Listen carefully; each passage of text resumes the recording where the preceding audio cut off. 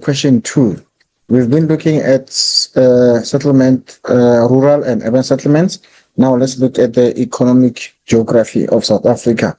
Um, Sometimes when you're writing this question, you feel that you have been writing one thing over and over because the answers are so similar from one question to another. So do not fear if you feel that the question that you are writing, the answers are more or less the same as the answers on the previous question. Answer the very same or give the very same answer that you gave, because we're talking about economy, and then most of the questions they are the same. So what are we going to be looking at here? We're going to be looking at economic sectors. We have primary sector. We have already explained that primary activities or primary sector refers to the extraction of raw material. So there is no processing, extraction of raw material. Secondary is manufacturing of goods or adding value to raw material or processing raw material into finished goods. Example is industry, manufacturing, and building. That's secondary sector. Then tertiary activities is provision of services. An example is distribution, selling, education, health, finance. So those are the services. And then quaternary simply refer to the research or high technology. Now, primary sector. Let's look at primary sector. The one that we will be looking at, we're going to be focusing on primary. We'll be looking at farming and mining. Now, let's look at the factors that favor primary sector. We said, what are the factors that favors primary sector? We said it's availability of labor, availability of market, improved technology, availability of fertile soil, and wide range of climate.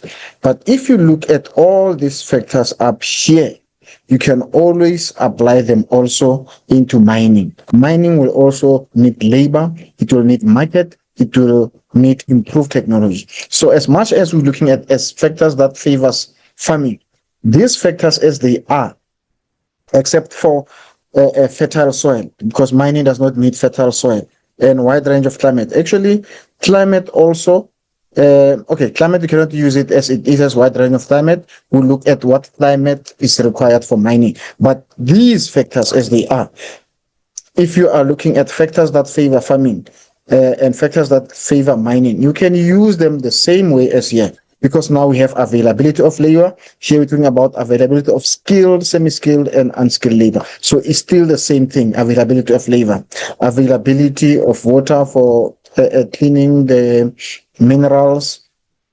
There are good transport infrastructure or networks. Also here we need transport network that we can transport raw material or farm products from one place to another. Availability of foreign and local markets also here. So these factors, you can use them interchangeably. If you have availability of industries, for an example, there are industries that are also manufacturing farm products, or that are manufacturing using the farm products. There are also industries that are manufacturing using the mining raw materials. Actually, it's not products, it's raw material. So these factors, you can use them interchangeably. You can use them when you're looking at factors that favor farming and mining, except if you are writing a question based on an extract, and the question is about the factors that favor, according to the extract, what are the factors that favor mining. So you should also check what the question is requesting of you. But if the question is open-ended, you can use these factors interchangeably. Now, let's look at the factors that hinder. Let's look at the factors that hinder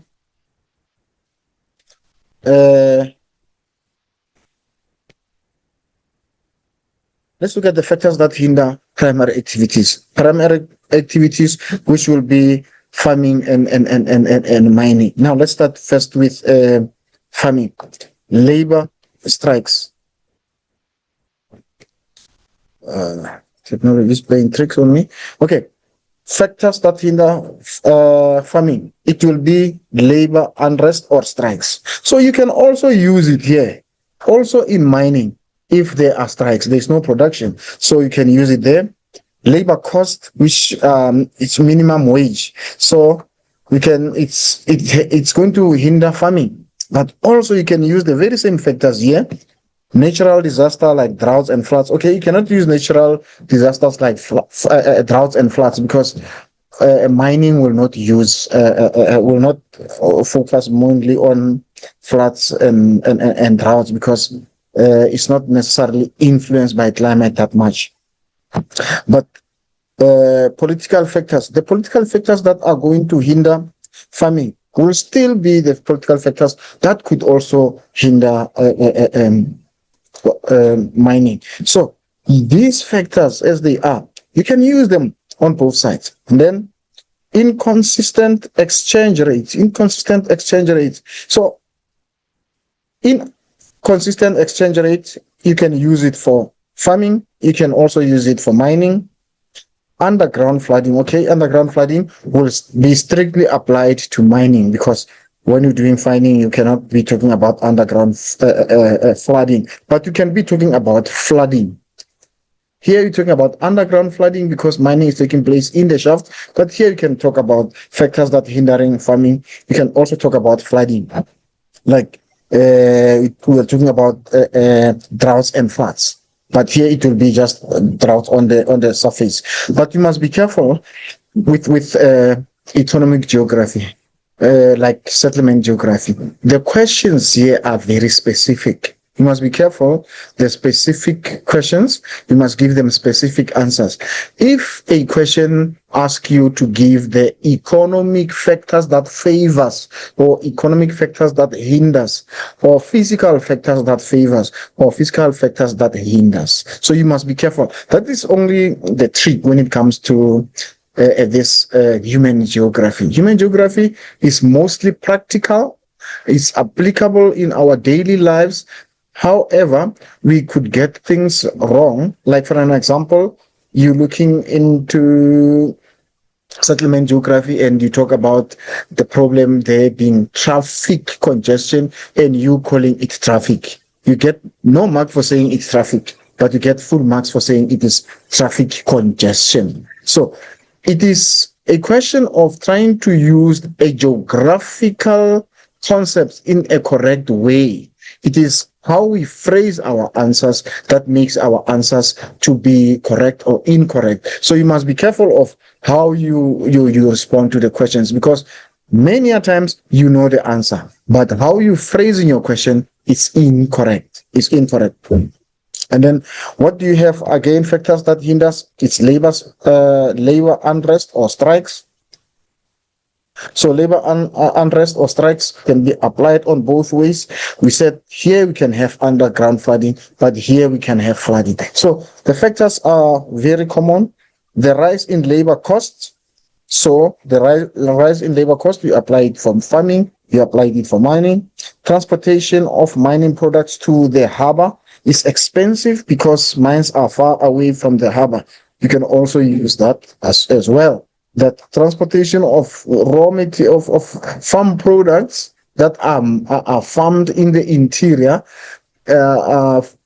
farming is far from the coast. So you can just use the answers on both sides, because it is economic geography.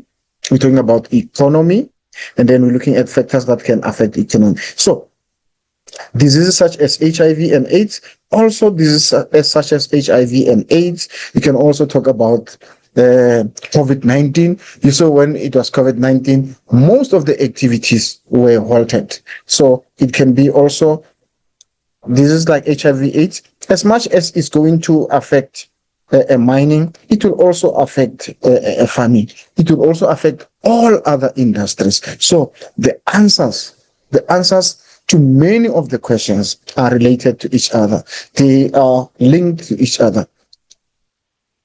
Now let's look at the importance of primary sector. This is the most common ones. The answers here are so common. Both are contributing to the GDP of the country. Mining contributes to the GDP, farming contributes to the GDP. They both create employment. They both contribute to the GNP. So they both contribute to the GNP. Again, they both have multiplier effect. They both have multiplier effect. What do we mean by multiplier effect? Farming, if there is a farm is going to give rise or is going to stimulate the development of an industry that is going to manufacture farm products. Let's say, for example, farming is going to stimulate the development of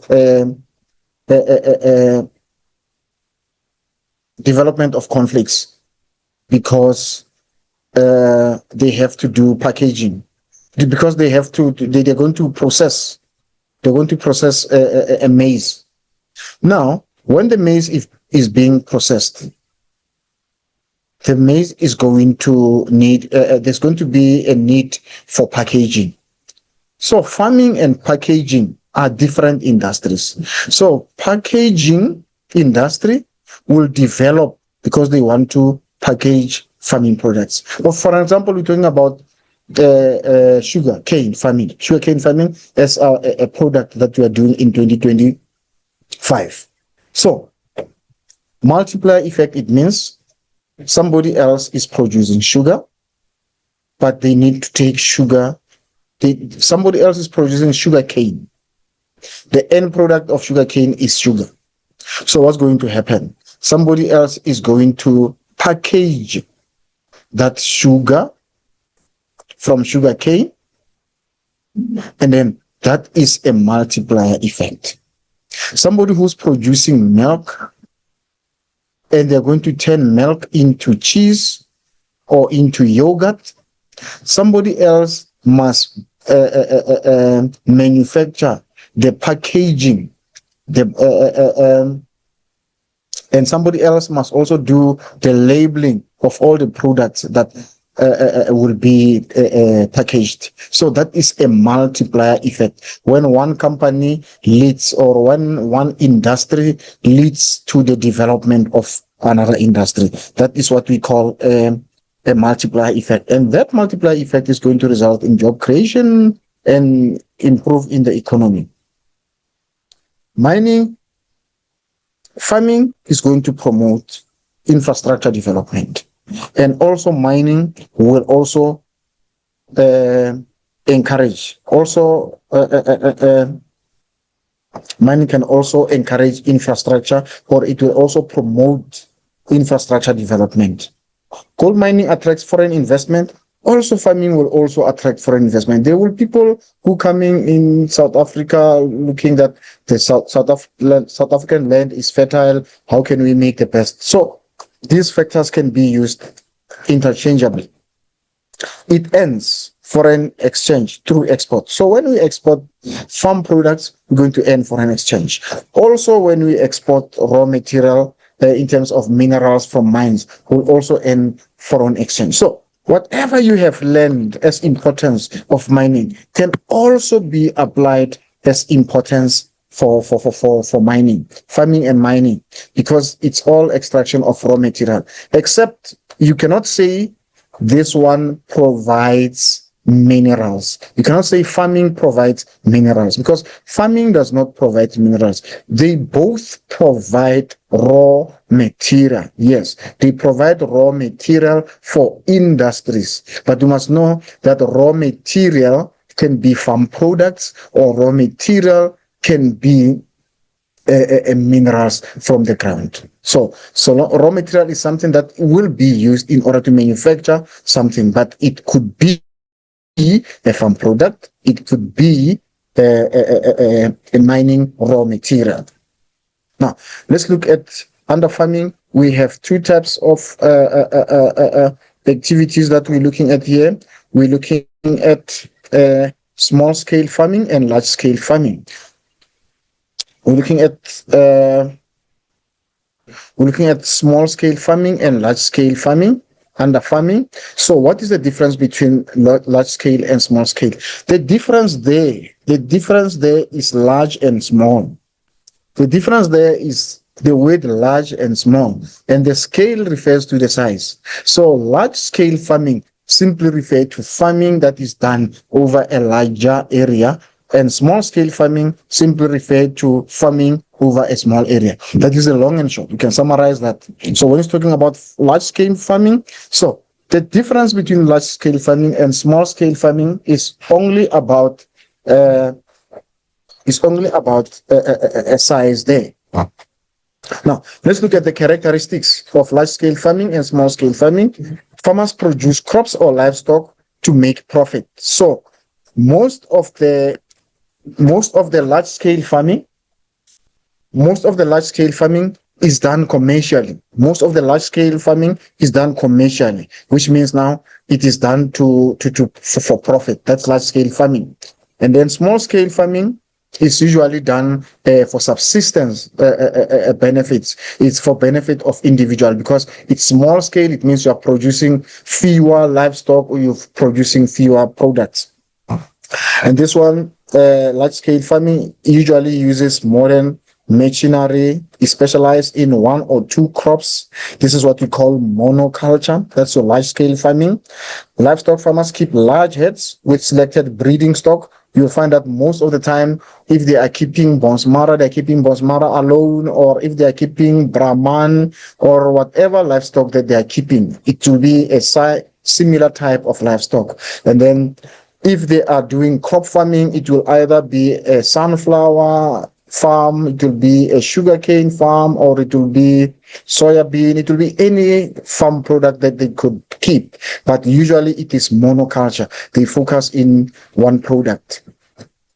And then farming methods are very scientific for large scale farming, and farmers keep up to date with the latest techniques because they want to produce as much, because this is the kind of farming that contributes to food security at a larger scale. It contributes to food security at a national level, but small scale farming contributes to food security over a smaller scale, local food security. So we'll look at what is food security when we continue. And this one has got large labor pool. It means that because it's covering large area, so it requires many people to work on. And then small scale can produce variety of products. So it's usually mixed farming that you have there. You can keep livestock together with crops, and then you can keep different kind of livestock. You can have Brahman mixed with Bonsmara, mixed with all Simantale, all these other livestock that you have. Then you can have a small portion where you have your cabbage, small portion where you have beetroot, spinach, and what have you. So it's usually mixed farming for your small scale farming, because it is usually done for subsistence purposes, which means it is for own consumption. And large scale farming is usually done for commercial purposes, which means it is done for profit purposes. And it is, like the name says, small scale farming. This used over a smaller plots or smaller land. There is limited use of fertilizers. Usually is manual labor, but here we said usually it uses machinery. So here in large scale, because the area that must be cultivated or farmed, it is a very huge area. So they will usually use machinery here and techniques. But here, because it's usually a smaller area, they can, the farmers or the employees usually use manual work. And then there is some mechanization. Not extensive mechanization is used here. It is mechanization, but limited to a certain degree. There is some capital input, because definitely you will have to buy something in order to do your small scale farming, either your dip, your fertilizers, whatever material that you need. It can be intensive, meaning that small land can be used to maximize profit. It is mostly produced for home market. So Sometimes you get a question in your examination and the question wants you the type of farming that contribute to local food security. You must know that it is small scale farming, but this one will large scale farming will contribute to national food security. And then also large scale farming can be criticized and said that it contributes to food insecurity. You can criticize it, say it contributes to food insecurity because there is little production that is taking place there. So we can say because of little production, therefore, it means there's not going to be a lot of food that is being produced. So we can say it produces to food insecurity. And then also you can say it also contributes to food security. So you can argue it in two ways. It contributes to food insecurity because of little production that is taking place. Then you can also say it contributes to food security because it makes sure that small households have got their own meals. So it's one of the tricky questions that you can deal with when you have to answer whether it contributes to food security or it does not contribute to food security. But usually the questions will be specific to contribute to high food security or local food security or national food security. But if the question, you have to choose between the two farming, and the question says which one will contribute more to food security, you will just have to look at the quantity, which one produces more. Then that is how you'll get your answer. Now, there are examples of your large scale farming and small scale farming. You can see large scale farming here. What do we have here?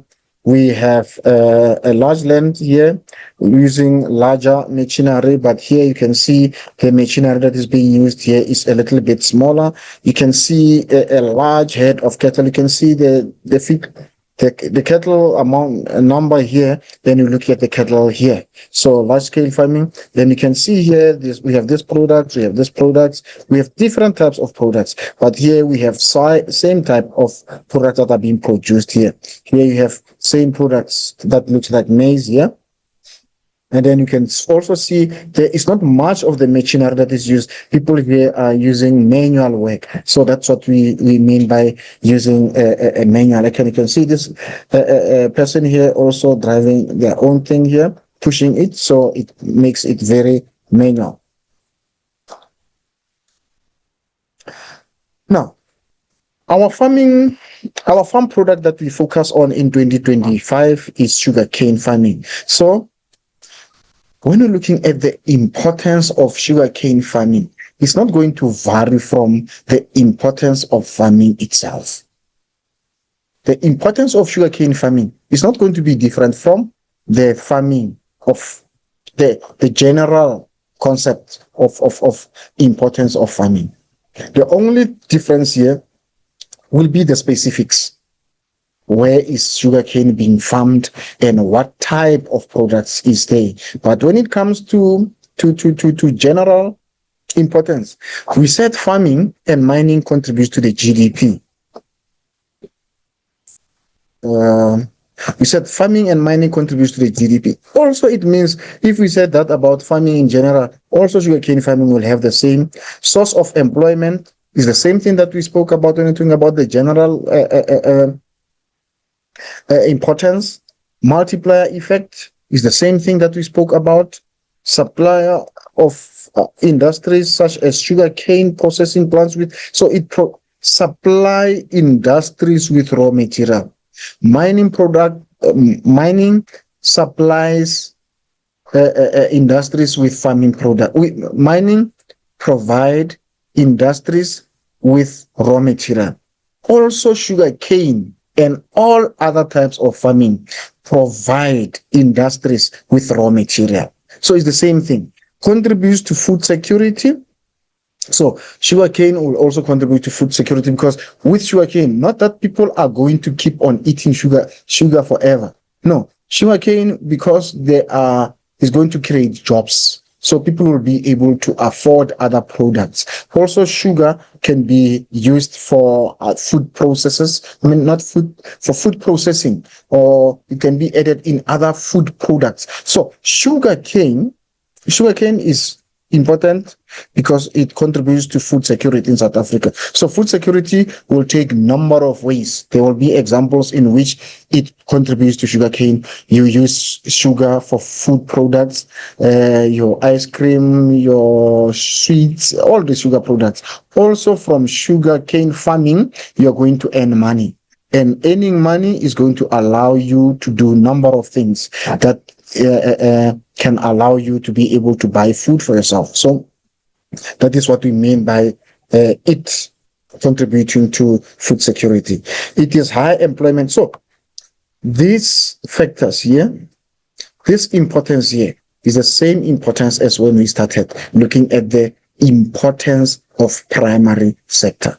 Is the same thing. If you have mastered the importance at the beginning when we're looking at the importance of farming and mining, is the same factors here. You don't have to try to learn these specifics, because as much as they are specific to sugarcane farming, they are also general factors that favors farming, that favors, they are also importance, not factors favor, they are also importance of all other economic activities. And as much as we're looking at it here as importance of sugarcane farming, you can also look at these factors as importance of any other activity.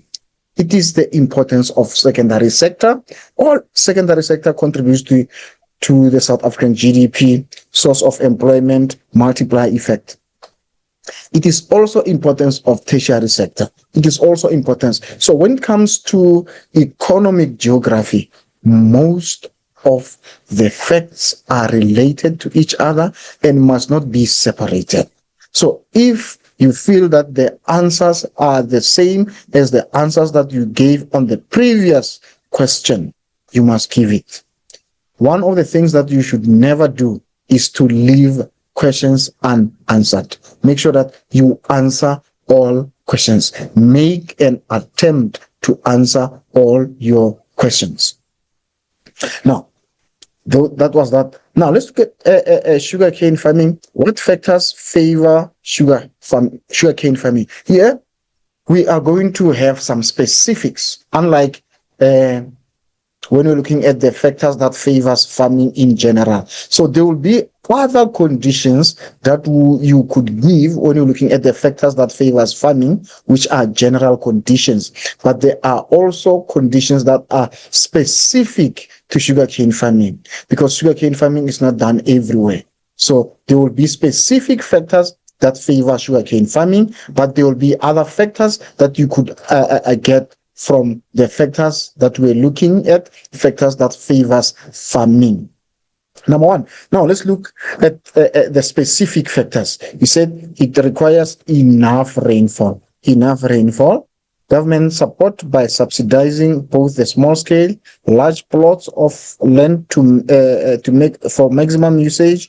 Good infrastructure. So good infrastructure is something that you spoke about when you're talking about general factors. Use of technology is also a general factor that is going to favor farming, is going to favor sugarcane farming, is going to also favor mining. So these are the factors. You must be careful that these are related. These are related factors. These are related factors. Institutions of higher learning provide farmers with skills for farming. So this will be the specific factors. Banks giving loans to the farmers in a form of capital. Arable land is suitable for the plantation of sugar. Sugarcane plantation are closer to the processing industries to reduce costs and to reduce transport costs. So these are the factors that you are going to be looking at, which are specific to sugarcane farming. But there are other factors that are also common to all type of farming or to all other economic activities. Like all economic activities require labor. All economic activities require market. So those are the factors that are general that you can give for every economic activities. Now, what are the challenges that hinders sugarcane farming? Number one, it is the shortage of rainfall, which reduces sugar production because sugarcane requires high humidity. It requires warm temperatures. It requires moist temperatures. So the shortage of rainfall is the one that will hinder sugarcane farming. Climate change, because climate change results in regular droughts and floods, which reduce the amount and quality of sugar cane.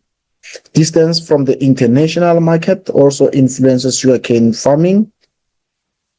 Government contribution, which is low government subsidies, will push up the sugar prices, and then that is going to hinder um sugarcane production. Unreliable inflation. So sometimes the inflation is high, sometimes the inflation is low. So that affects in trade because people or farmers will want to sell their products or to export their products when the value of their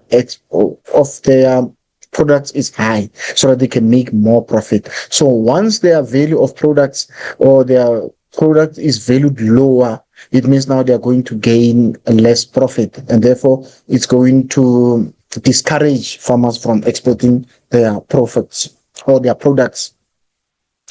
And then lack of funding. If farmers don't have money and there is no funding from the government or from banks or from any other external person who can assist, it becomes difficult for them to do farming, and that is going to hinder a farm product. You find that now a farmer will have to stop producing the sugar, which will have negative impacts on the well-being of that particular farmer and also on the economy of the country at large. Cost of farming is very expensive. Medication against diseases, major machinery, and also labor cost. So labor cost, you can put it as effect on its own, labor cost, or you can talk about medication and other medication of against diseases, crop diseases, cost. And then we can also look at rural urban migration. Many farmers who have farming skills abandon their sugar farming. So if they abandon their sugar farming, what does it mean now? It means now there's going to be less production in those sugar fields, and therefore that's going to hinder the production of sugar cane. What am I doing here? Okay, fine. We're done with sugar cane farming here. Now, from sugarcane farming, let's go to food security and food insecurity. So food security refers to when everybody in a country have got access to nutritious food. Food security is when everybody in a country has access to sufficient or to nutritious food at all times. Access to nutritious food at all times. Not access to nutritious food on Christmas Day. Not access to to nutritious food on New Year's Day. So that is not food security. If a person or if people in a country have got access to nutritious food at all times to live the healthy lifestyle, that we say a country is food secure. And food security is when not everybody in a country has access to enough nutritious food. So it means now they only have nutritious food once in a year or twice in a year. Okay. So that is not food security. Now, there are a number of factors that are going to influence food security. Number one, it will be how rich the area. So food security can be, we can look at food security can be seen from different scales. You can look at food security from a household. You can look at food security from a province. You can look at the food security from countries. So you'll say now, provinces like Gauteng, it's a richer province. So it will have a better food security compared to other provinces that are not so rich.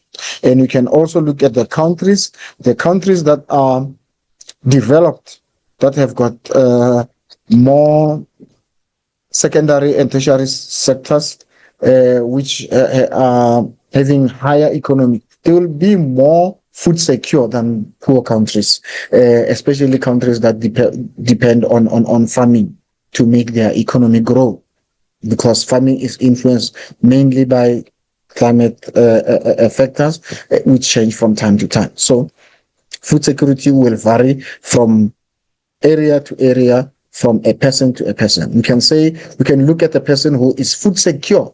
We can look at the person who's food insecure. We can look at the community that is food secure. We can look at the community that is food insecure. We can also look at province food secure. So food security will vary it will vary according to scales, from individuals to group of people, to countries, to provinces, to regions, like the Sahel region experiencing more food insecurity because of the large desert area, which affects farming, because it is mostly affected by El Nino, and therefore with less food production. So that is the long and short of food security.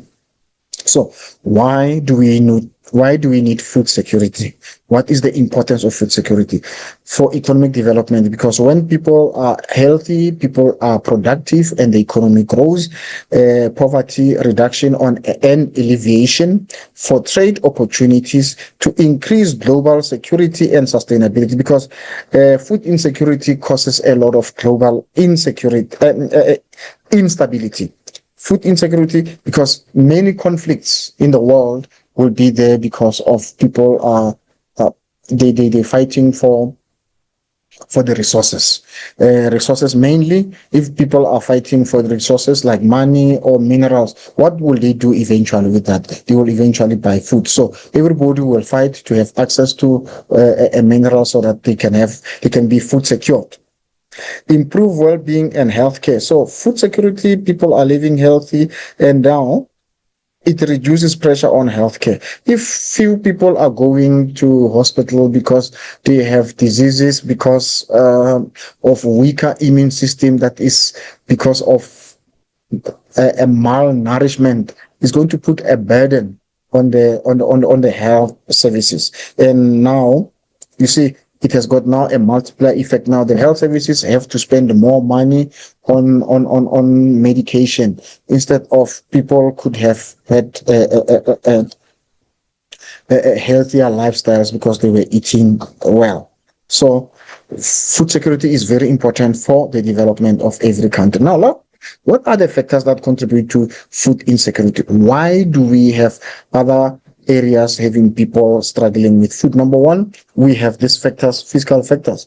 So even on food security, you must be careful how the questions are being phrased. When the question says, according to the extract, what are the fiscal factors that contribute to food insecurity? The extract could say, what are the fiscal factors that contribute to food security, or what are the economic factors, or what are the social factors that are going to contribute to food security. So economic geography is a very practical topic. It is a very practical topic. So the questions there are very specific, because the questions can't be difficult. The questions in economic geography can't be difficult. They are easy. But because the questions are easy, the questions now, a little challenge that will be put into a question will be a specific question, because it cannot be difficult. The questions in economic can't be, there is no difficult question in economic geography. I expect at least everybody to score 40 marks and above out of 60, because it is so practical. But it being practical, the questions will be specific, which means now the answers must also be specific. So you must be careful. Don't go into examination center with excitement because the questions we think they are easy. Yes, they are easy, but they are very specific. They are easy but specific, and they need you to prepare and prepare well for you to do well there. Now, what are the factors that contribute to food insecurity there? You must know we have what we call physical factors, which is natural. We have drought, we have floods, outbreak of disease, land degradation because of soil erosion, and then soil infertility again because of soil erosion. Those are physical factors, and we can also have what we call social factors and economic factors. Shortage of arable land, uh, shortage of arable land. Okay, arable land, you can also bring it to physical factor, because arable land is a natural feature. And then replacement of subsistence farming with cash crops. Now people are no longer producing to eat at home. They are now producing for selling. So it's cash crops. High production costs. If the production costs are high, people will be discouraged from doing farming.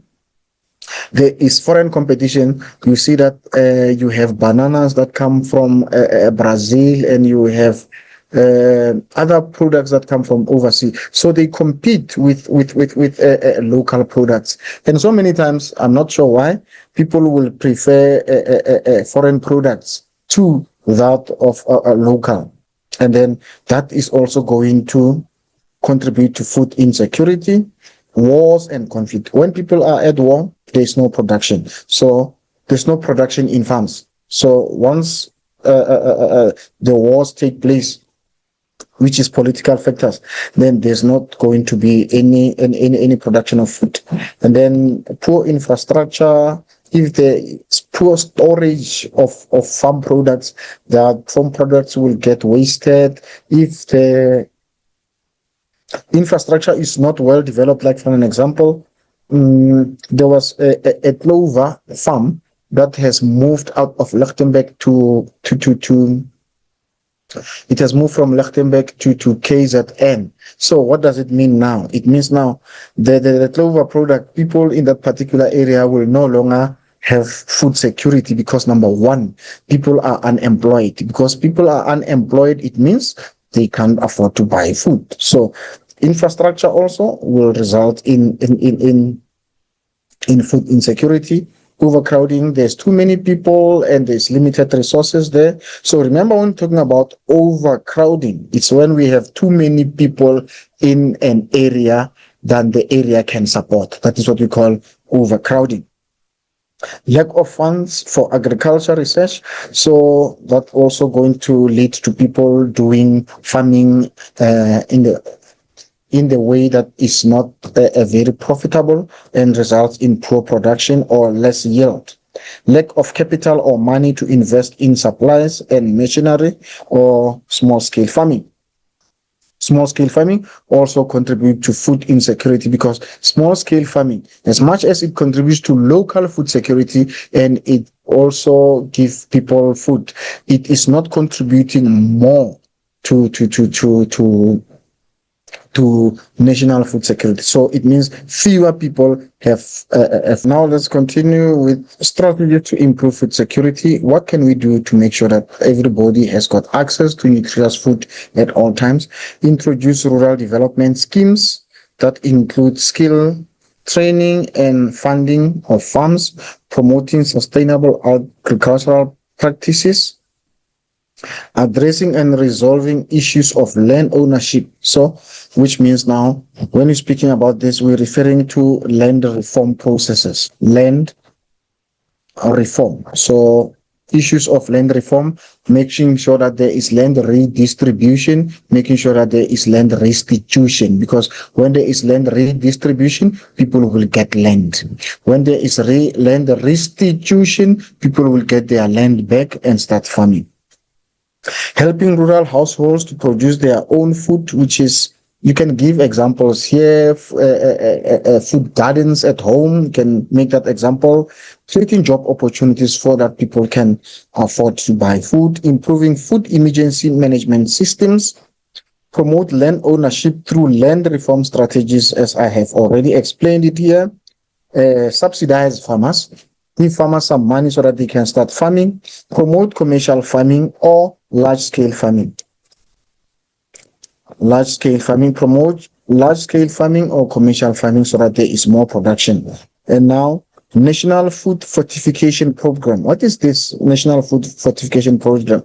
This occurs when additional of essential micronutrients are added to food. So we have the food, but what are we doing there? We're adding more nutrients to that particular food so that that food is more nutritious to people. And people can be healthier. So that is what we call food fortification. So you can, if you forget a food fortification, you can say adding more nutrients to available food. And now, one of the ways to do that, we can do genetically modified food. Modify the genes of food. Genetically modified foods produce from genetically modified plants or animals. Genetically modified plants have been engineered so that they contain one or more foreign genes, so that this gives the plant or animal improved growing properties, which means animals can grow faster and crops can grow faster as well, and with little amount of water, and animals can have resistance to diseases and harsh conditions. There are advantages of the GMF. It increases food yield. There is better quality, and there is more environmentally friendly pest control. The shorter growing period of food, like the lives, crops can be produced quicker, or livestock can be produced quicker. But what is the disadvantage of genetic modification? The public is very wary. It's not trusting of genetic modification food. Seeds are more expensive because seeds can have high yield and they are resistant, so they have high value. The impacts on human is unknown, so people are very wary because they don't know what are the impacts of genetically modification. Now we go straight into gold mining. Gold mining, the importance of gold mining is not going to vary from the importance of mining, and it's not going to vary from the importance of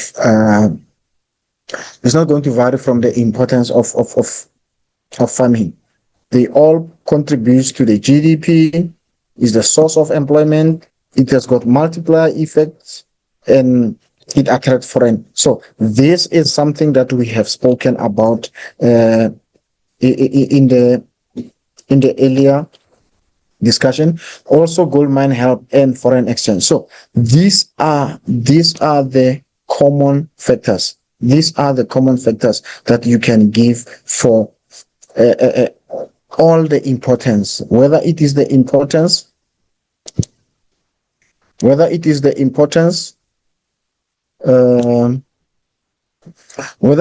importance of gold mining, whether it is the importance of farming, or you can give this as all the importance. Now, let's look at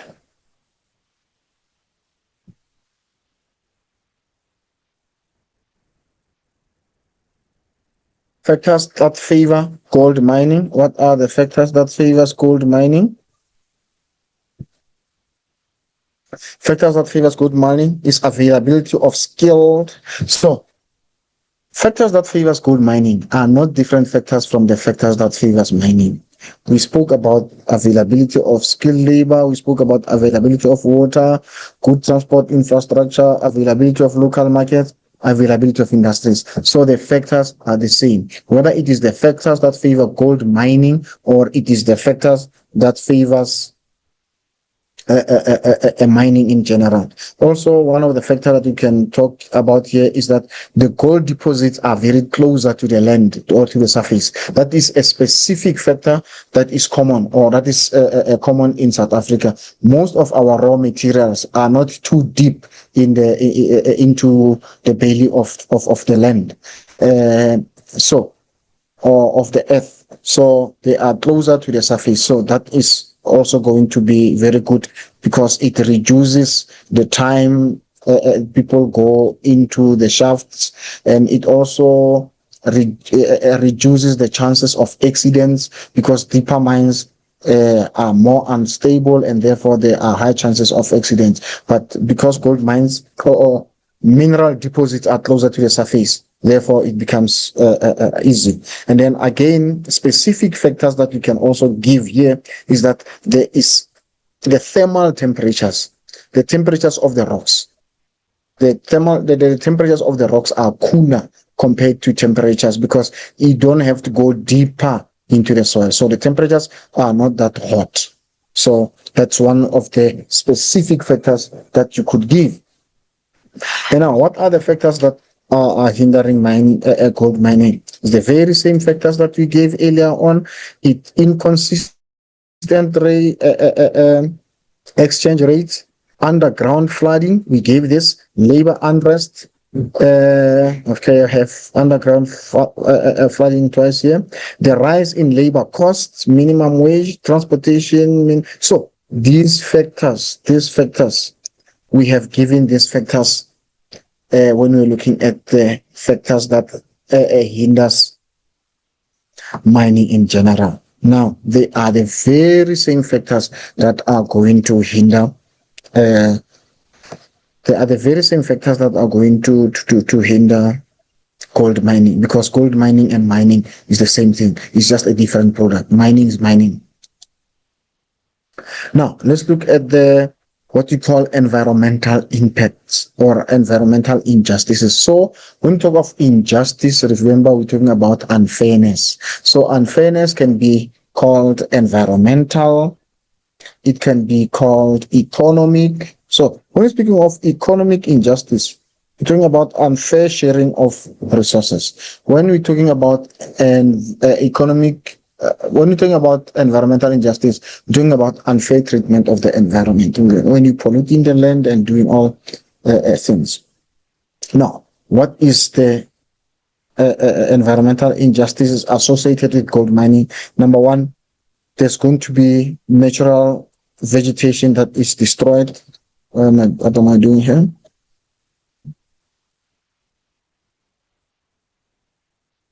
Natural environment, natural vegetation will be removed. Number two, the vegetation is removed, it destroys natural habitats. So we destroy natural vegetation, then we destroy natural habitats. The land is destroyed, and now what we have? We have mine slimes and we have mine dumps. The chemicals that leach into dumps, they cause land pollution. We have land pollution there. We also have sinkholes that develop because of that. We have acid water that develop there. And then we have coal mining that is associated with mining. Cold mining that is associated with gold mining will also cause a lot of carbon dioxide. So this will be environmental impacts. So we said destruction of vegetation, and then when we're speaking vegetation, animals also live on vegetation.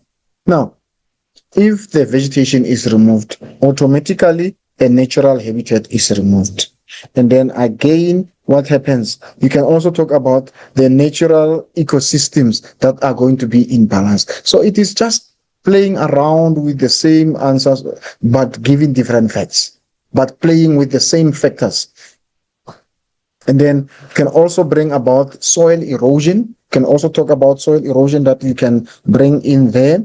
You can also talk about land degradation, because number one, the land is going to be polluted. So the land is going to lose its value. So once the land has lost the value, we say the grading of the land has decreased. So it is land degradation.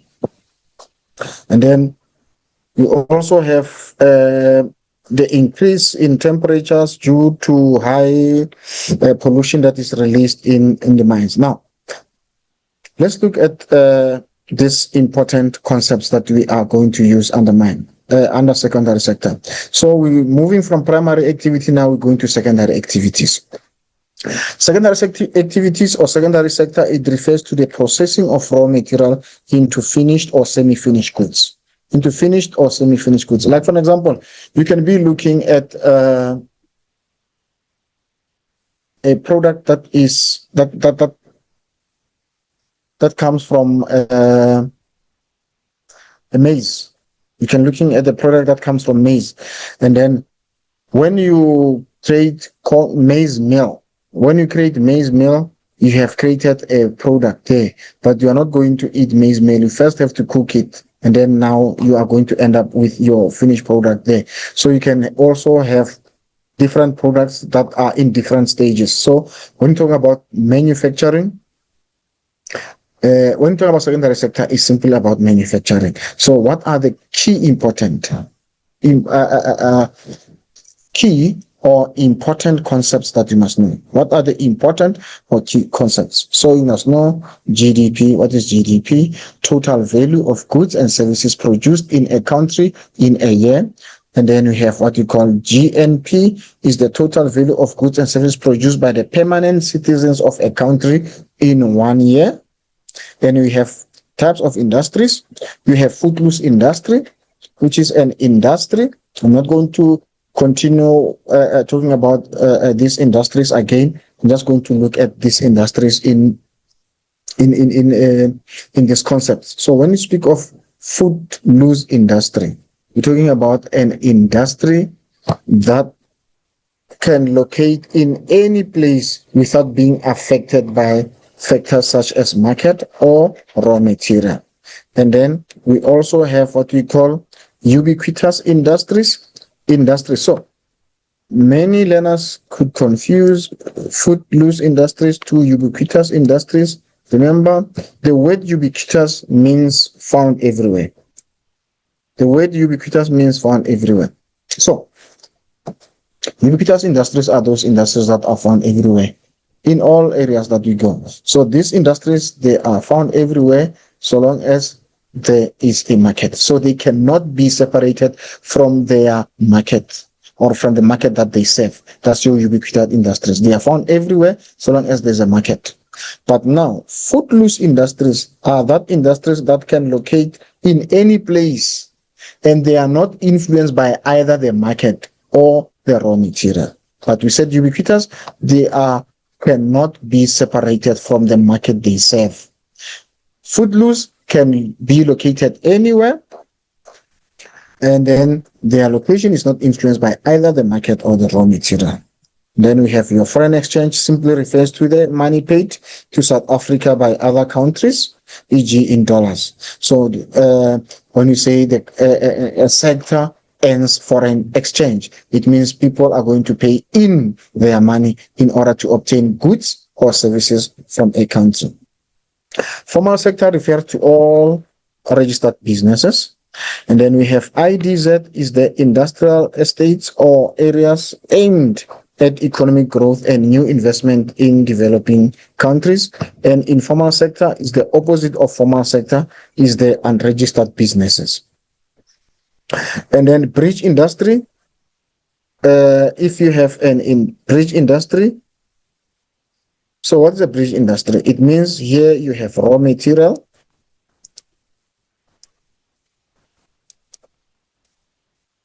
and here you have an industry,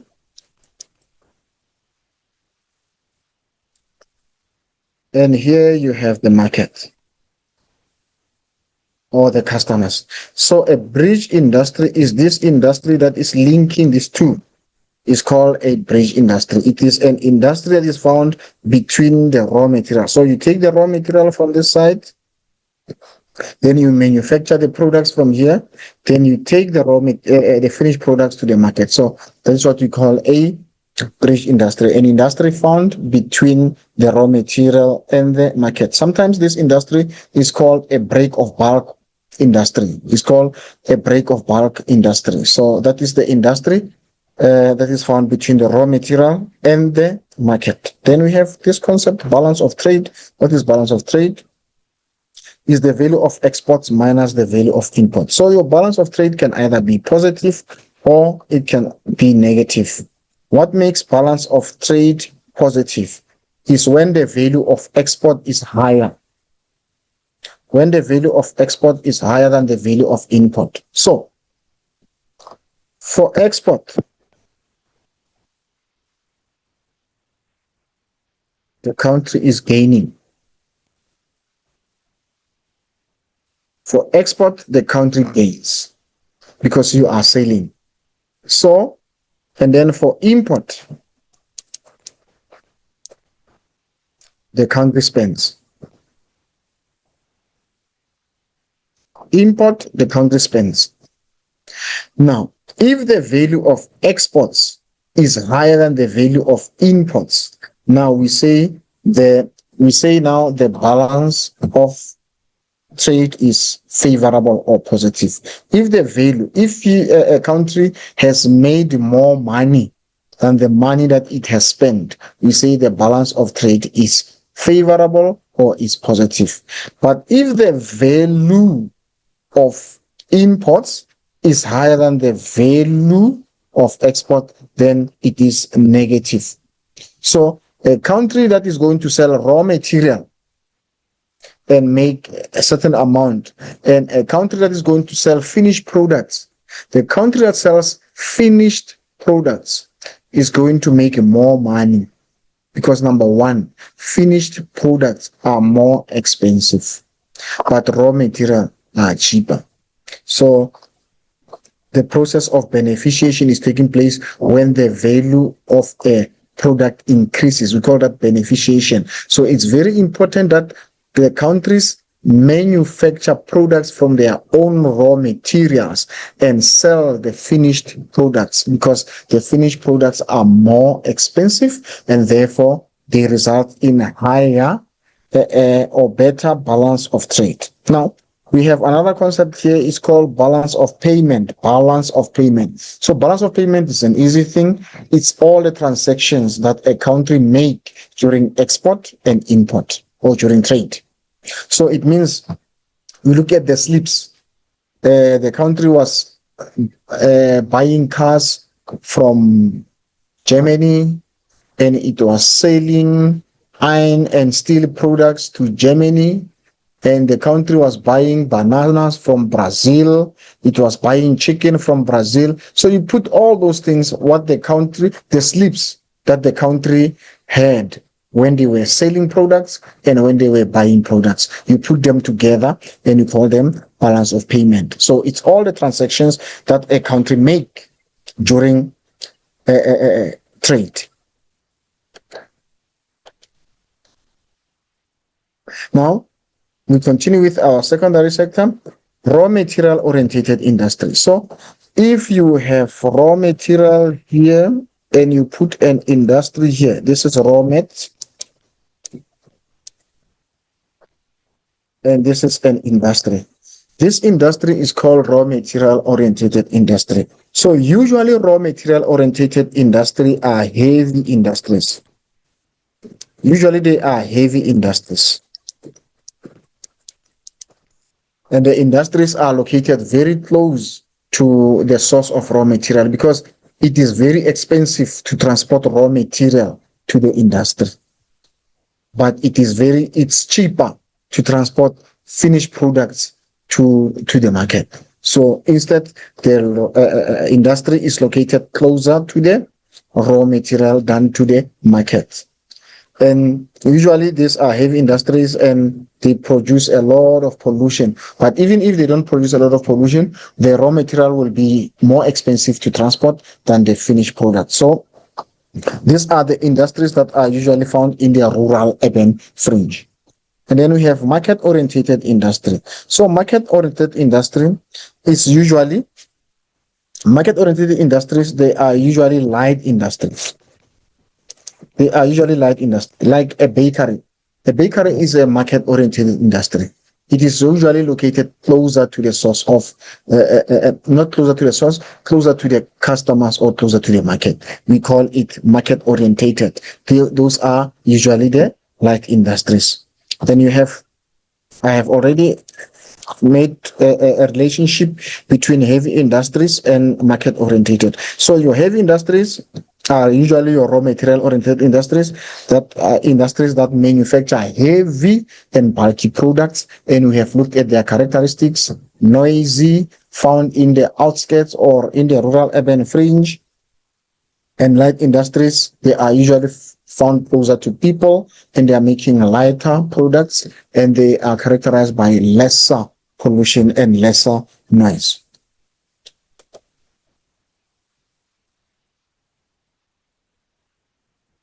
Now, what are the importance of secondary sector? So, the importance of secondary sector is the importance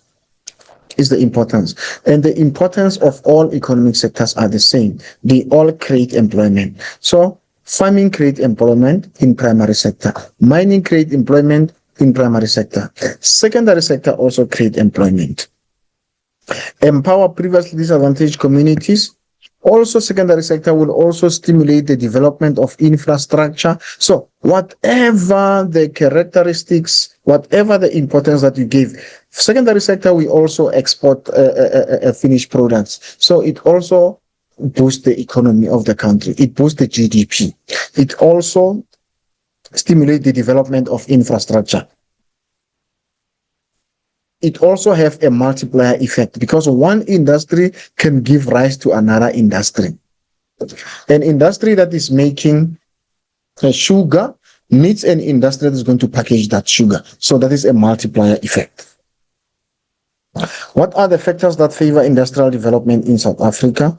It is availability of water, availability of labor, availability of electricity, good transport network, and availability of the market. So these are the factors that favors industrial development in South Africa. Now, this is the map that is showing industries. So what we have here, you have industries. What we have industries there. So will this be considered to be heavy industry or light industries? They are heavy industries. Why would you say these are light industries? Because they are located in the rural urban fringe. They are located on the outskirts. They are located on the outskirts of the town. Now, what is the other factor that you can look at here? Here, you can see there aren't many contour lines here, showing that this area over here is flat. It's showing that this area over here is flat. What is the other factor that you can look at here? You have the road here, you have the railway here. So transport network is available for these industries there. Also, what do you have here? You have people here that come here. This is a residential area. This is where people can come, and here you can look at that being a town or something like that. So here, what are you going to have? You're going to have shops here. Here, you're also going to have shops. You're going to get people coming here. So what do you get here? You have labor that comes from here. You also have market that comes here from here. So that is why we have this industry there. There is water availability here. There is raw material availability here. We can assume that these industries here over here, they are using raw material from these orchards here. We have orchards there. So we have orchards there. You can look at the orchards. So this industry could be doing that. We have also farm there. We could also be using the farm products here. So because this is cultivated land, but these are orchards. So this could be where these industries are getting their raw material from. So this you will consider to be heavy industry because of its location. And then you can see what factors favor industrial development. You can see there's power lines there. One of the factors that favor industrial development is power line. You can see the power line there. These are the factors that favors industrial development. So this is much applicable in your map, as you can also look at it from theory point of view. Now let's look at the core industrial regions of South Africa. So we have 4 core industrial regions in South Africa. Number 1, we have Gauteng. or PWV region, you have Durban Pinetown or eThekwini, then you have Southwestern Cape, and then you have Nelson Mandela. But for 2025, you must know that Southwestern Cape is found in the Western Cape. You must know that Port Elizabeth H is found in the Eastern Cape. Then you must know that Durban Pinetown is found in the KZN, and Gauteng PWV is found in Gauteng. But for the purpose of 2025 examination, we are going to focus mainly on these two. We're going to focus on PWV and Durban Pinetown. So this is an overview, but from this overview, I'm going to look straight into the type of industries that you are going to get in PWV. Number one, in PWV, you have aircraft industry, which is the industry that makes aircraft. We have chemical industry, we have iron and steel industry, you have motor vehicle industry, or sometimes they call it automobile industry. So these are the main industries that you find in PWV. Before we look at the factors that favors industrial development in PWV, we have already looked at the types of industries. So we're not going to go back. We're not going to come back to this. These are the type of industries that you find in PWV. You have your aircraft industry, chemical industry, iron and steel industry, motor vehicle industry. So these are the main industries that you find. These are the main industries that you find in the PWV area or Gauteng. It's called PWV or it's called Gauteng Industrial Area. Now we have Durban Pinetown. That's the next one. What you should know is that the main industries there is chemical industries, is oil refinery industries, is sugar cane or sugar milling industry, and we have shipbuilding. So these are the main industries. So it's very important that you are able to name the main industries in these areas. Now, Pretoria Witwatersrand, this is the largest of the four core industrial region, and it is the only core industrial region that is situated inland. If you can look at it here, the Southwestern Cape is on the coast. Port Elizabeth H is also at the coast, and Durban Pinetown is at the coast. So the only one that is landlocked that is found in the interior of the country is the Gauteng PWV. Then it is situated in the province of Gauteng, which is a place of gold. What are the factors? Why do we have this industrial area? So even before we go into those things, you must always know that we have industries. We have industries anywhere in South Africa. We have industries anywhere in South Africa because of availability of power, labor, transport, raw material, market, and water. So these are the main factors that favors industrial development anywhere in South Africa.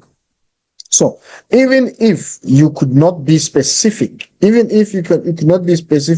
and talk about things in particular, if you have given factors that favor industrial development, you are still correct. Now, let's look at now the specific factors.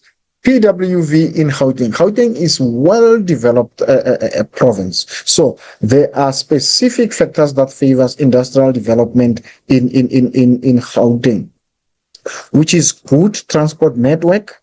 We have good roads, good rail, and air transportation. And we have well linked to other regions through harbors and large market because of the population. Sometimes the examiner asks you the impact of high population in PWV or in Durban. How does it favor industrial development? You must know that population is going to serve as market. Population is also going to serve as labor. So that's how it's important. There is a lot of raw material available in Gauteng. So the raw material in terms of your mining products. And then Gauteng has skilled labor which is available for mining for industrial purposes, and we have large power station because Gauteng is very close to Mpumalanga, and therefore there is not much of a challenge when it gets to industrial development. However, you can talk about the challenge that you have, which is load shedding. But load shedding is a challenge that is happening, but the closeness to Mpumalanga Harbor is the one that is favorable because of what? Because of access to electricity. So it does not mean because there is load shedding, we cannot use electricity. So one of the factors that favors industrial development in PWV is we are closer to the power station, and therefore we're supposed to be having a better access to electricity. And there is sufficient water supply. Because of sufficient water supply, because Gauteng is highly populated, there is Tugela Val water project that is used in order to add into or to reduce water shortages. Because when the population of Gauteng increased and then industrial development increased, it put a lot of pressure on industrial development. And then what was the solution there? Was to bring into Tugela Val water transfer scheme to make sure that there is additional water to what the province had. Now, what are the factors that hinders industrial development? Number one, it's over concentration of industries. Because of over concentration of industries, this results in strain in natural resources. There is over concentration. So these factors are so related to each other. Number one, factors that hinder industrial development is over concentration of industries. So over concentration of industries is going to result in, number one, in strain on resources like water, electricity. I was talking about water shedding and load shedding, all those things. So it is because of many industries and there is high demand for resources. There's load shedding as well, which is also as a result of strain on resources. There's strain on transport infrastructure that results in traffic congestion. PWV industrial region is far from the harbor. Therefore, it is expensive if you are to sell your products to overseas, because you are going to spend more money, or you're going to spend a lot of money transporting your products inside the land before they can even go to the shore to be exported outside. And industries, especially heavy industries, create a lot of air pollution. They create a lot of air pollution, so that is factors hindering labor unrest or protest, safety problems, power struggle between labor unions and industries, production decrease due to workers taking more sick leave. So it comes back to all those factors when we're talking about the HIV and AIDS. We're talking about COVID-19. We're talking about all other diseases. They will also contribute to people leaving work and all those other factors that we talk about that reduce production. Hard lockdown during pandemics has a negative impact in production. So now let's look at the economic and social impacts of PWV region. Now it boosts the economy, it creates employment, it results in skill development, it earns foreign earning, development of infrastructure. So these are the economic and social impacts that we gave when we're talking about farming, when we talk about mining, when we're talking industrial manufacturing. So this economic and social impacts of economic activities will be the same. Economic and social impacts of economic activities will be the same. They are all going to boost the economy. They're all going to create jobs. They're going to earn foreign exchange. They're going to develop skill. So the social and economic impacts will be the same.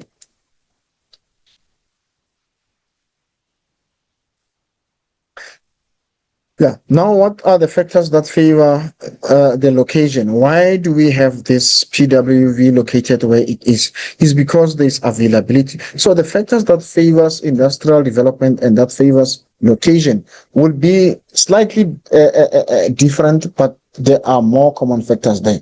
So the location, there could be factors that influence the location, and those factors could be physical factors that influence location. But other factors would be social factors, which will not necessarily be physical factors. So number one is availability of labor. That's why we have industries, good transport. Okay, now I think I have messed up this. I have messed this. Um, this is relating now to this is now relating to here is the last topic on, or last subtopic or last discussion on PWV. Now we're moving to what we call Durban Pinetown. What are the factors that favors location of Durban Pinetown? This one will be Durban Pinetown. Factors that favors the location of Durban Pinetown. It will be now availability of labor. It will be good transport network to access the markets, including a harbor and King Shaka International Airport, enough water supply for the industries and generate electricity, access to domestic and international market, high population to serve markets as labor, availability of raw materials such as sugar cane to support the industries, and availability of institutions of higher learning to equip labor with skills. What are the factors that limit industrial development in KZN? Is limited household levels of production, high levels of unemployment. Because of high level of unemployment, it means people will not be buying products. Low household income, limited access to social facilities, and limited transport infrastructure. Now, when it comes to economic and social impacts of Durban Pinetown, is the same as the one for PWV, has the same impacts. There's no need for you to be looking at the economic and social impacts of Durban Pinetown. When you have looked at the economic and social impacts of PWV, they are the same. Now, we're looking at strategies for industrial development. What are strategies for industrial development? Prior to 1994, development was focused in the four core regions that we have spoken. But after 1994, the government came up with strategies for they came up with strategies for industrial development, ensuring that all areas experience development. So what did they come up with? They came up with number one, industrial development zones, or IDZ. So what is an IDZ? It's an industrial zone that has been identified specifically for export-driven industry. So this is a concept you might have defined it differently from what is written here. Sometimes you can say it is an industrial estate that is built in order to support export. It is an industrial estate developed to support export. That is your IDZ. And then we have what we call spatial development initiative. It is the area that have been identified in South Africa as having the potential for economic growth. Or you can also use a definition that says it is a transport link between major metropolitans and harbors.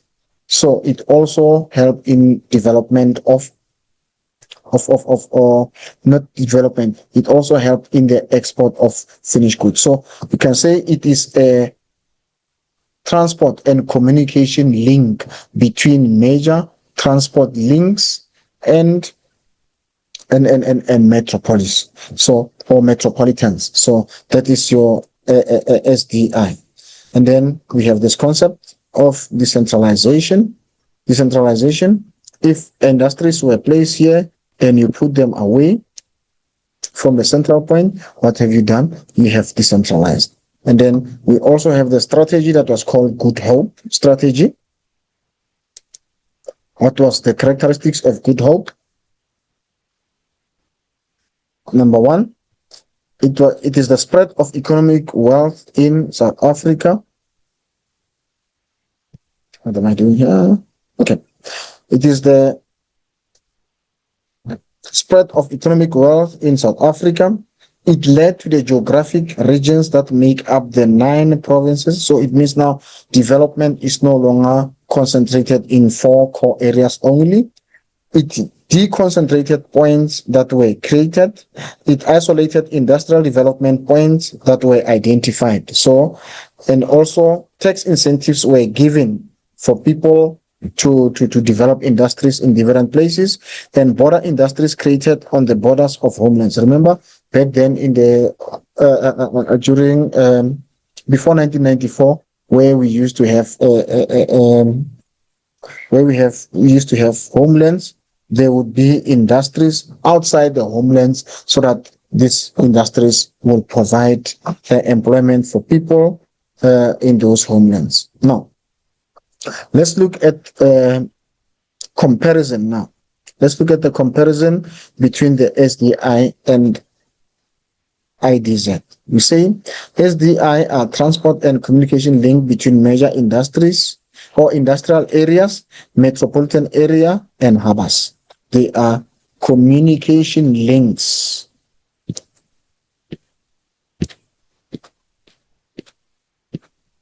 They are communication links between major industrial areas, metropolitan areas, and harbors. This is your SDI.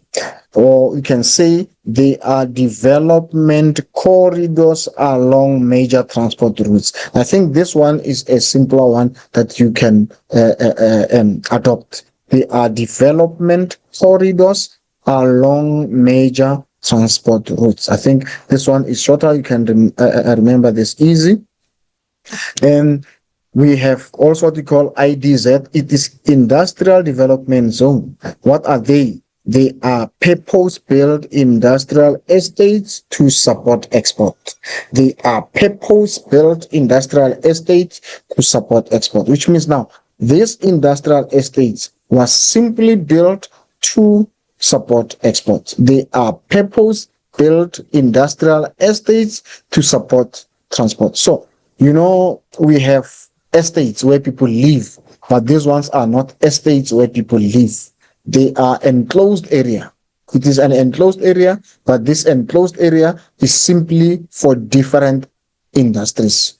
It is simply for industries, but it is there just to support export. It is a purpose-built industrial estate to support export.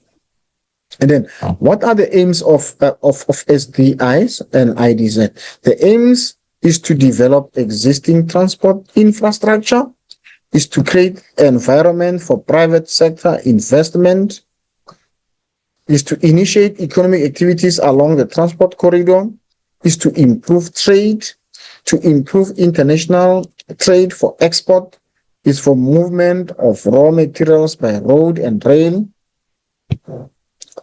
movement of finished goods by road and rail, accessibility to markets, virtual and actual, and the importance there is to attract tourists, because when you improve infrastructure, you make the country to be accessible, and therefore people can migrate, or they cannot migrate, they can move easy. When they move easy, they can visit the country.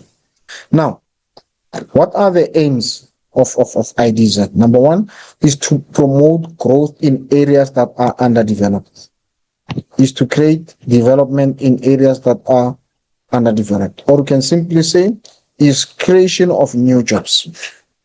Creation of new jobs. You can also say it is to improve infrastructure that's existing and build new infrastructure. I think these ones will be so easy to remember. The importance of IDZ, creation of new jobs, and improvement of the existing infrastructure and building new infrastructure. Again, is to encourage increased levels of foreign or direct investment in the economy, and to encourage or to promote international competitiveness, and to encourage manufacturing in areas and use of resources in those areas. So those will be the aims of IDZ. But when it comes to IDZ, you don't need to cram all these facts here. You don't have to cram all these facts here. Remember, most of the questions here will be source-based when it comes to economic geography. Most of the questions here are source-based. And then you have to bring in the definition. Yes, definition will not be source-based. You have to be able to define the concepts there.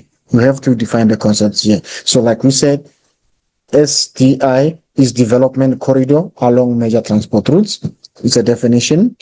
IDZ is a purpose-built industrial estate to support exports. And then this importance or the aims. So the aims will also serve as the importance, because once you achieve the aim, it becomes an importance. So the importance will be to develop infrastructure, because the aim is to develop infrastructure. So the purpose, the importance will be it has developed infrastructure. So the aims and the purpose will not be different from one another. If you are able to play around with your answers. Now, the SDI that you are going to be assessed on is the one that we call Maputo corridor. The SDI that we are going to be assessed on is the Maputo corridor. Is the Maputo corridor that we are going to be assessed on. Special development initiative that is set aside for us to study for 2025. It is a Maputo corridor. So you can see it is we said in definition, what is an SDI? Let's look at an SDI. We said it's a development corridor along major transport routes. It is a development corridor along major transport routes. Now let's go to Maputo corridor and look here. So this is major transport routes. So what is the transport route here? This transport route here is N4. So what are you looking at here? You can look, you have rail transport and you have road transport. So you can look, this is an area of development. These are the areas of development. But where are they found? They are found along this route here. So let's look back into the definition. We say it's a development corridor along major transport routes, or you say transport and communication links between major industrial area, metropolitan area, and harbor. Now let's go back here and see. You see we have your major transport area here, and they are found along this. So the countries that are involved there is South Africa, you have Zimbabwe, we have Swaziland, you have Botswana, and you have Mozambique, because it comes from Johannesburg all the way to Maputo. So this will be your metropolitans. This will be your metropolitans. This will be your industrial area. So when you're looking at the SDI will also have the same impacts as industries individually. So we said industries will create jobs. Also SDI will create jobs because they have all this development along them. So we're looking at the importance of this Maputo corridor. It led into the upgrading of the N4 highway. So it means now your SDI will also serve your IDZ, because your IDZ are found along your SDIs. So your industries are found along the path. So we're talking about major industries. So these two concepts are so related to each other, even if they are not the same. So you find that here you are going to have industries. You can have industries here. You can have industries there. You will have industries here. So if you have industrial estates here, you have industrial estates here, you have industrial estates here, those will be your SDIs. But now they are all linked by this transport route. They are linked by this communication and transport link. So your SDIs and your IDZ, they are linked to each other because the other one is a corridor, the other one are specific areas. They are estates. You find an estate here, and you link one estate to another estate, and you link all other industries which are non IDZs. So the importance there was the upgrading of the N4 highway and the Maputo Harbor, 129 hectares, is favoring this SDI. The Rizano Garcia border post of Mozambique has been upgraded because to allow for trade. The railway line between Johannesburg and Maputo has also been upgraded. The gas pipeline between Sasolburg and Maputo, the Metal Aluminium Smelt. So these are the activities. These are the activities along the Maputo corridor. So all these activities that you find there, they have a potential of creating jobs. All these activities that we have here, all these toll plazas, people are working there by toll plazas, collecting money from people, vehicles that are passing. You have Mazal aluminum smelters. They are found along Maputo corridor. You have the gas pipeline that you get there. Railway. So these are also economic activities that you find along here. There's steel manufacturing in Middleburg, vehicle manufacturing in Pretoria. Bombela also has services there. This has result in improved electricity because there are many industries there, and this results in overall improvement and development of infrastructure. Now let's look at the economic advantages. So the economic advantages of SDIs. The economic advantages of SDIs are the same as economic and social advantages of industries in general. They are the same. They all create employment opportunities. They increase buying power. So all you need to do is look at what are the benefits. So all what you have here is everything that we have repeated from the beginning. So they have similar economic advantages. Now let's look at this advantages there. Let's look at number one. It creates jobs. It increases buying power. It enables the growth of small and medium enterprises. It improves transportation, communication network, attracts informal and formal activities. Tourism increases. Standard of living, wealth of people increase. Poverty is alleviated. New businesses are developing. The corridor makes transport between countries easy. The total GDP and GNP of the country is also going to increase. What will be the social advantages? Quality of life improves because people have got jobs, access to services and amenities. Money is going to be generated. Development of ethnic cultural pride. Mobility of people is going to increase because of improved infrastructure. It reduces rural urban migration, skill development. Also, entrepreneurial ship will be developed. Reduces crime because people have got jobs. There's better housing. There's upliftment of community, medical sectors. Also, these industries will also provide bursaries to learners around there. They also have community responsibilities. So there's a number of reasons that you can give. So economic geography is so practical, You just need to think. Now, what will be the environmental injustice? The environmental injustice for SDI is not different from the environmental injustice for IDZ. Environmental injustice, number one, is the negative impact on the environment. So it's going to result in destruction of natural habitats, destruction of natural vegetation. We spoke about land degradation. We spoke about air pollution.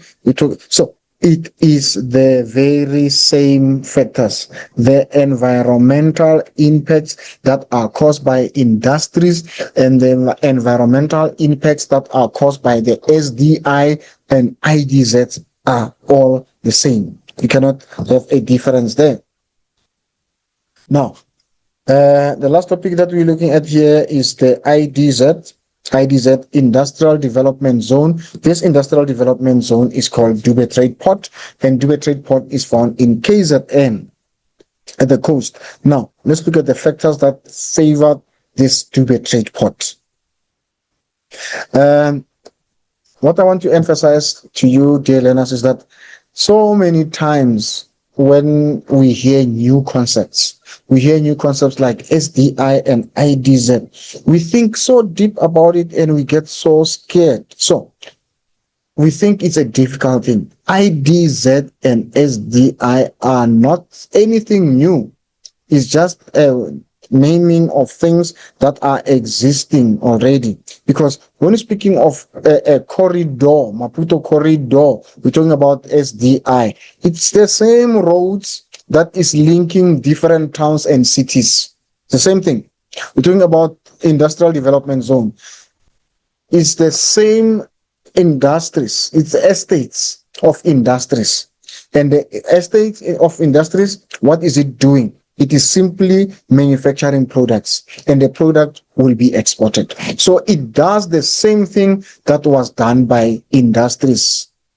So what you should know that it's nothing that is extraordinary.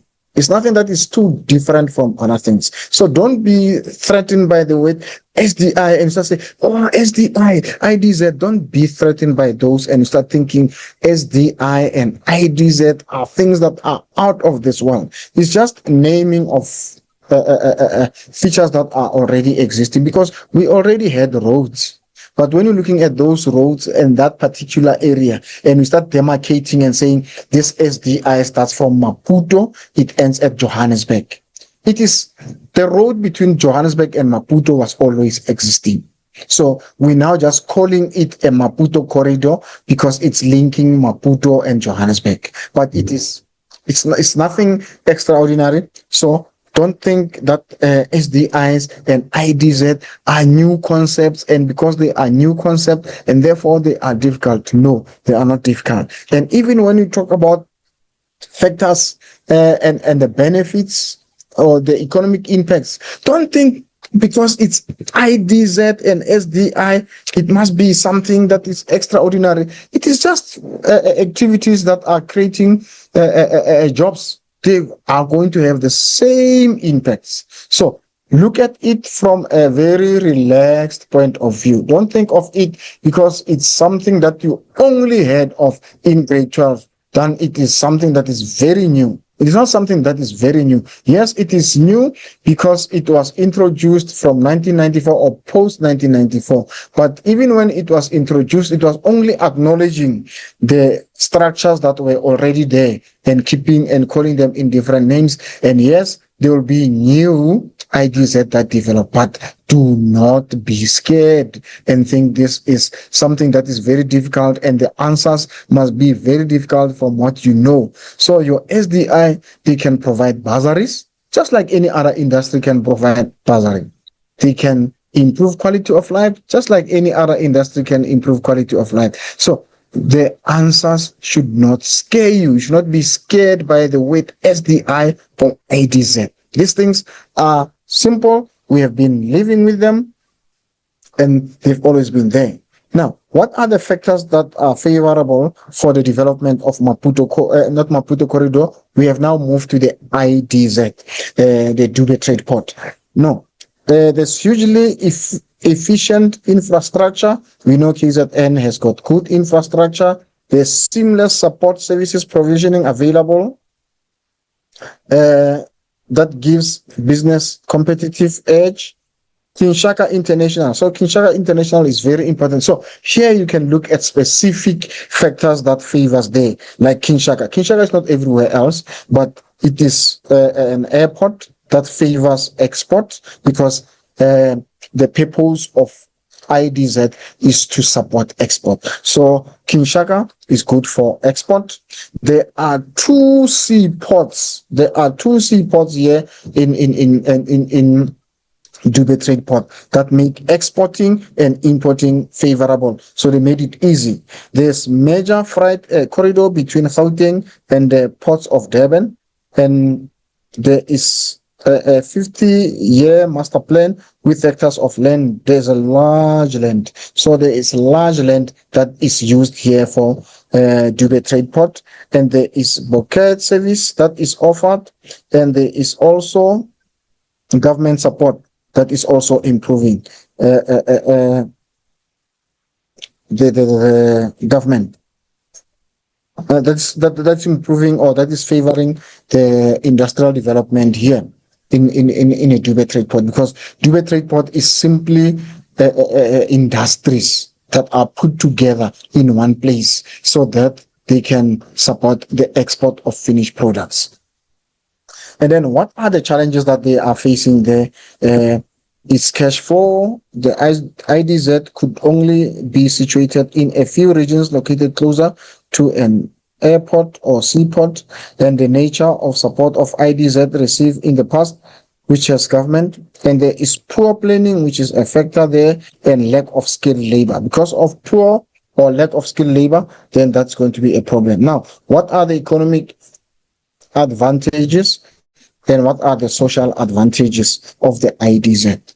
The economic advantages and the social advantages of the IDZ are the same as that of the SDI.